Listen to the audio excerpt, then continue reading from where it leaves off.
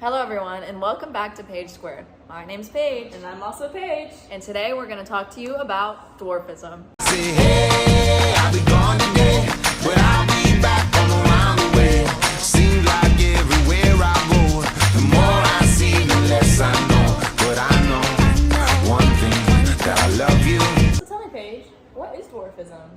Well, dwarfism is mainly an issue with the growth hormones, and it's a disorder in which the patient does not reach what is considered a normal adult height, which can result in a shorter stature. The height criteria for dwarfism is typically around the height of an adult 4'10", and results from genetics or medical conditions. However, sub-average height is not the only characteristic of dwarfism. All right, there are two types of dwarfism. Disproportionate, which means the torso will be a typical size, and you'll just have shortened extremities. Or there's proportionate, where all body parts are proportionate to each other and they're just shorter.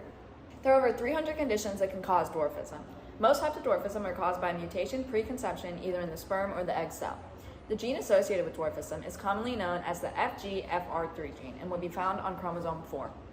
There is another notable cause, however, spondyloepiphyseal dysplasia congenita, or SEDC. Symptoms and size depend on what kind of dwarfism the patient has and what exactly caused it, though the variability between kind is way larger than cause.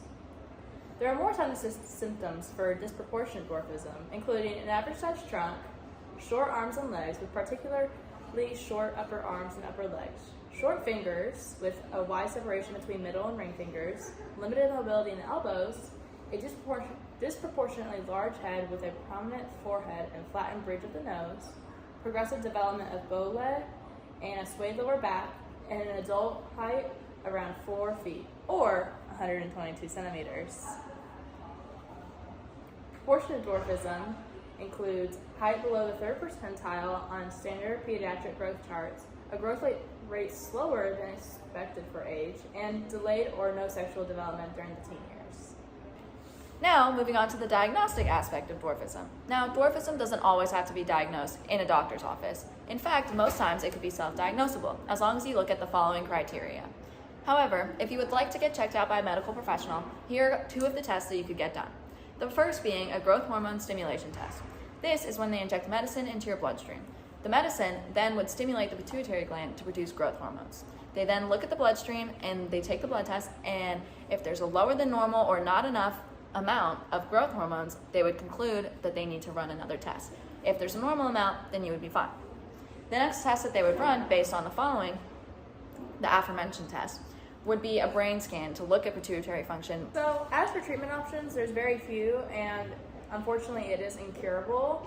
Growth hormone injections can help, but it doesn't help in extreme cases, and leg lengthening is frowned upon in the medical field because it is risky and not entirely effective, as well as painful for the patient.